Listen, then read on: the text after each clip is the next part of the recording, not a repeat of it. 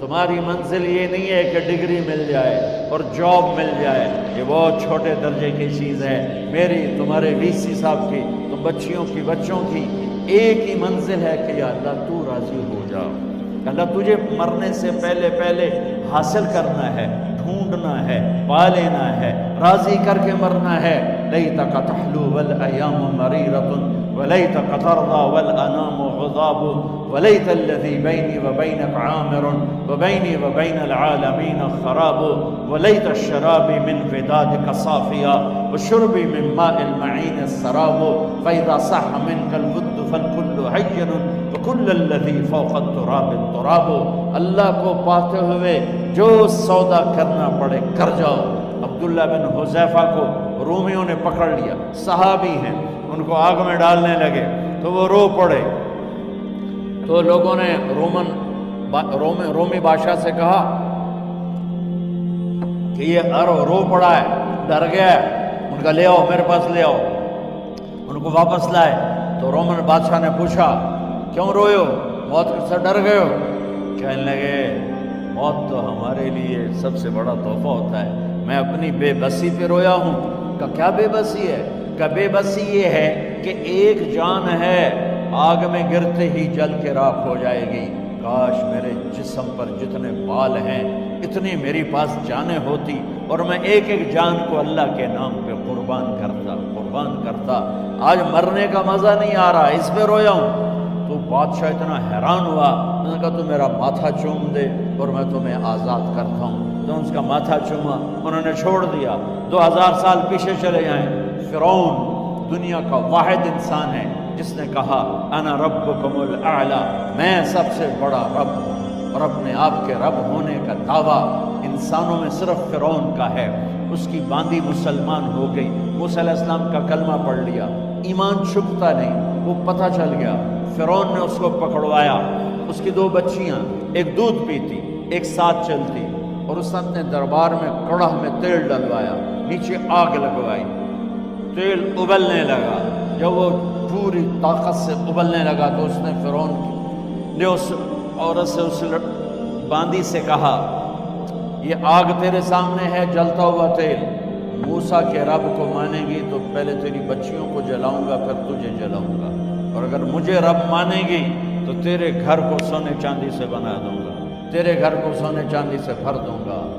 اللہ کا پا لینا یہ میری آپ سب کی معراج ہے، اور اللہ کو کھو دینا میرے آپ سب کے لیے ہلاکت اور تباہی ہے۔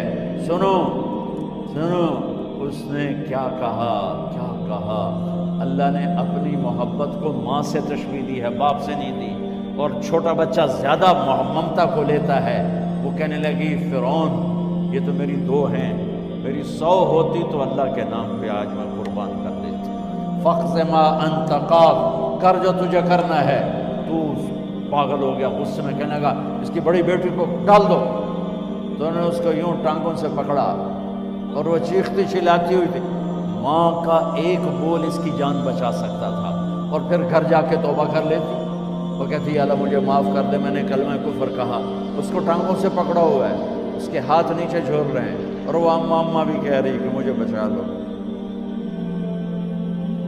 ماں نے اپنی آنکھوں سے بچی کو تیل میں یوں ڈوبتے دیکھا، اور پھر وہ ابھری جیسے مچھلی تلنے کے لیے، جیسے مچھلی تلی جاتی تو باہر آ جاتی، اوپر آ جاتی، تو وہ ایسے بلبلے اٹھ رہے تھے۔ وہ ایک ہی لمحے میں اس کی تو جان گئی، ایک آنسو کا قطرہ اس نے نہیں نکلنے دیا اپنی آنکھوں سے، اور اپنے دل کو جب مضبوط کیا تو میرے رب کی غیرت، میرے رب کی رحمت محبت حرکت میں آئی۔ اللہ نے ماں کی آنکھوں سے پردہ ہٹا دیا، اور ماں نے اپنی بیٹی کی روح کو نکلتے دیکھا، اور وہ کہہ رہی ہے اصبری یا ام فإن لک من الأجر کذا وکذا۔ ماں جی ڈرنا نہیں، صبر کرو، جنت تیار ہے، جنت تیار ہے، خوشو۔ معصوم بچی کو تو پتہ بھی نہیں تھا کہ کیا ہونے والا ہے، اس کو پکڑ کے یوں ڈالا، اس کی تو آہ بھی نہ نکلی، اور وہ مچھلی کی طرح تلی گئی۔ پھر ماں کا کلیجہ پھٹا، اللہ نے پھر آنکھوں سے پردہ ہٹایا، اور انہیں اپنی بچی کی روح کو نکلتے دیکھا، اور وہ کہہ رہی ہے اصبری یا فإن لک من الاجر کذا و کذا، ماں جی تھوڑی دیر کا صبر، جنت تیار ہے، جنت تیار ہے، جنت تیار ہے۔ اللہ کو پایا سب کچھ پایا، اللہ کو کھو دیا سب کچھ کھو دیا۔ جب اس کو پکڑ کے لے جانے لگے، اس نے فرعون کو دیکھا، فرعون اس کی آنکھوں میں آنکھیں نہیں ڈال سکتا، نظریں نیچے ہو گئی اس کی۔ کہنے لگی میری ایک بات مانو گے، میری ایک خواہش پوری کرو گے؟ فرعون نے پوچھا کیا؟ کہ جب میں بھی جل جاؤں تو میری اور میری بچیوں کی ہڈیوں کو اکٹھے دفن کرنا، باہر پھینک نہ دینا، دفنا دینا۔ فرعون نے کہا تمہاری یہ خواہش پوری کی جائے۔ انہوں نے کہا میں پیچھے ہٹ جاؤ، میں نے اللہ کو جان دینی، مجھے دھکا دینے کی ضرورت نہیں ہے، میں اپنے اللہ سے ملنے جا رہا ہوں۔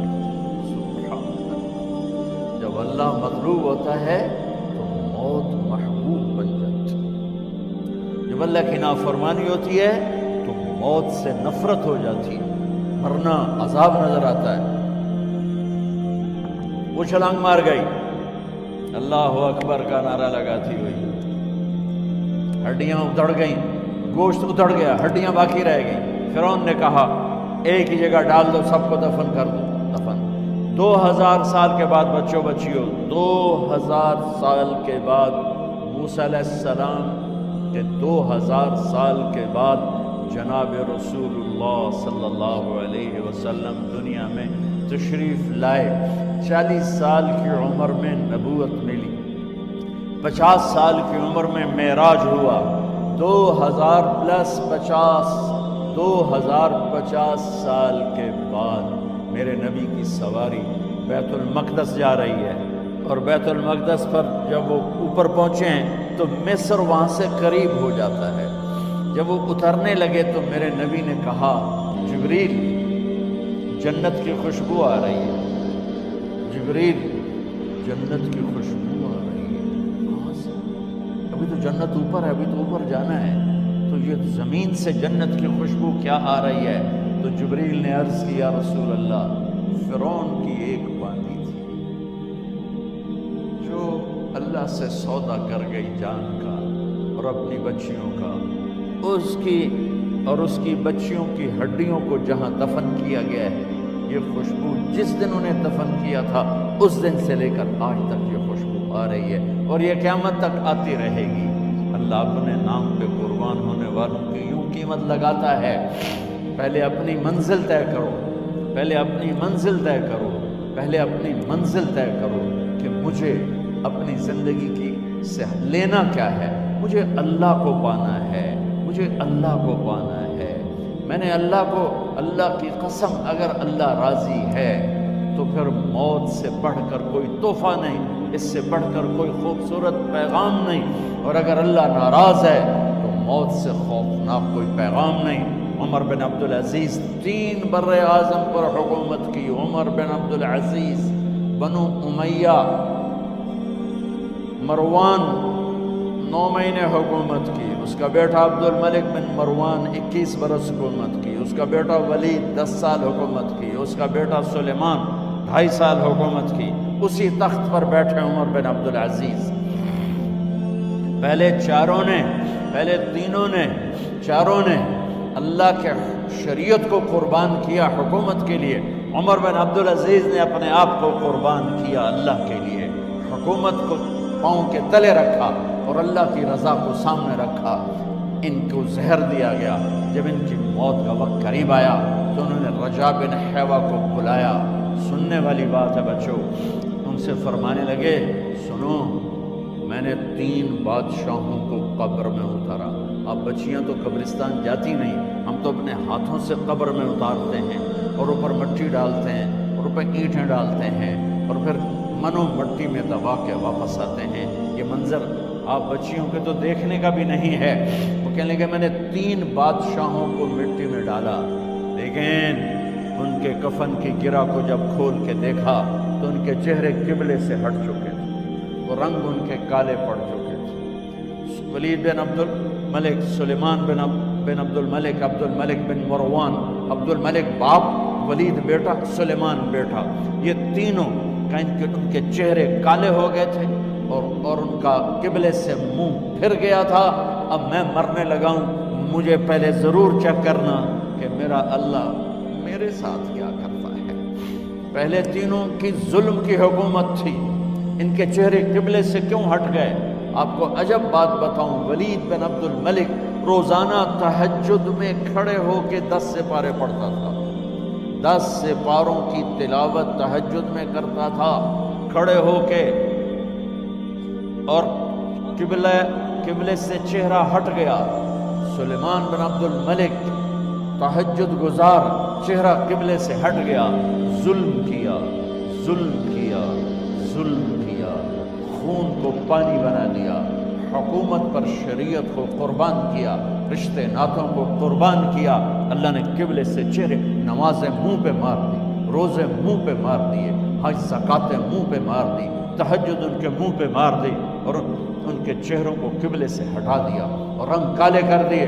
عمر بن عبدالعزیز نے اسی سلطنت کو عدل سے بھر دیا، اسی سلطنت کو عدل سے بھر دیا۔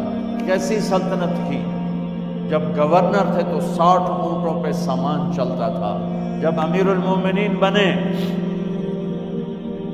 تو بچے کہنے لگے ماں سے، بچے بچیاں 12 تھے، ماں سے کہنے لگے کہ عید کا موقع آ رہا ہے، ابا سے کہو ہمیں نئے کپڑے تو لے کر دیں۔ ان کی ماں کا نام ہے فاطمہ، بچوں کی ماں کا نام فاطمہ بنت عبد الملک۔ یہ دنیاوی سٹیٹس میں سب سے بڑی خاتون گزری ہے، آج تک اس کے لیول کی کوئی عورت نہیں آئی۔ دادا بادشاہ، باپ بادشاہ، 4 بھائی بادشاہ، 6 خامن بادشاہ، 7 نسبتوں سے یہ عورت شہزادی رہی ہے۔ حضرت عمر گھر آئے، بیگم نے کہا بچے کپڑے مانگ رہے ہیں۔ حضرت عمر کہنے لگے میرے پاس تو پیسے نہیں ہیں، تنخواہ میں تو مشکل سے روٹی پوری ہوتی ہے، کہاں سے لے کر دوں؟ تو تھوڑی دیر خاموش رہی بیگم، پھر کہنے لگی آپ ایسا کریں اگلے مہینے کی سیلری ایڈوانس لے لیں، اس سے میں کپڑے لے لیتی ہوں اور روٹی کا خرچہ میں مزدوری کر کے، گھر بیٹھے مزدوری کر کے چلا لوں گی، آپ 1 مہینے کی تنخواہ ایڈوانس لیں۔ حضرت عمر بن عبدالعزیز واحد خلیفہ ہیں جن کے دور میں 3 بر اعظم میں زکوٰۃ لینے والا باقی نہیں بچا تھا۔ یہاں لاہور میں ان کی حکومت کے نیچے تھا، جنوبی اسپین فرانس ان کے حکومت کے نیچے تھا، کاشغر تک ان کے حکومت کے نیچے تھا، استنبول کے دروازوں تک ان کی حکومت تھی۔ 3 بر اعظم میں ایک آدمی زکوٰۃ لینے والا نہ بچا، اور اپنا حال یہ ہے کہ بیگم سے کہہ رہے ہیں پیسے کوئی نہیں، کپڑے کہاں سے لے کر دوں؟ اور بیگم طریقہ بتا رہی ہے کہ آپ اگلے مہینے کی تنخواہ ایڈوانس لے لیں، اس سے میں کپڑے لے لوں گی، اور چولہے کا خرچہ، روٹی کا خرچہ میں گھر بیٹھ کے مزدوری کر کے کما لوں گی۔ تو حضرت عمر کہنے لگے ہاں یہ ٹھیک ہے۔ باہر آئے وزیر خزانہ مزاحم، انہیں بلایا کہ بھائی ہمیں اگلے مہینے کی تنخواہ ایڈوانس چاہیے، یہ تنخواہ والے لوگ بیٹھے ہوئے تنخواہیں لیتے ہیں۔ اس نے کاغذ قلم آگے رکھ دیا، کہا حضرت یہاں لکھ کے دے دیں آپ 1 مہینہ زندہ رہیں گے میں تنخواہ دے دیتا ہوں، آپ مجھے لکھ کے دے دیں آپ 1 ماہ زندہ رہیں گے میں آپ کو تنخواہ دے دیتا ہوں۔ چپ کر کے اٹھے، ایک لفظ نہیں بولے، گھر گئے۔ حضرت اپنی بیگم فاطمہ سے کہا بیگم بچوں سے کہہ دو کہ باپ کے پاس کپڑے لے کر دینے کی سخت نہیں ہے، اور خزانے ایسے بھرے پڑے تھے کہ زکوٰۃ لینے والا کوئی نہیں تھا۔ عید کی نماز ہوئی، نماز کے بعد جب ساری فیملی ملنے آئی اور بچے بھی ملنے آئے تو ان کو دیکھ کر ان کی آنکھوں میں آنسو آ گئے۔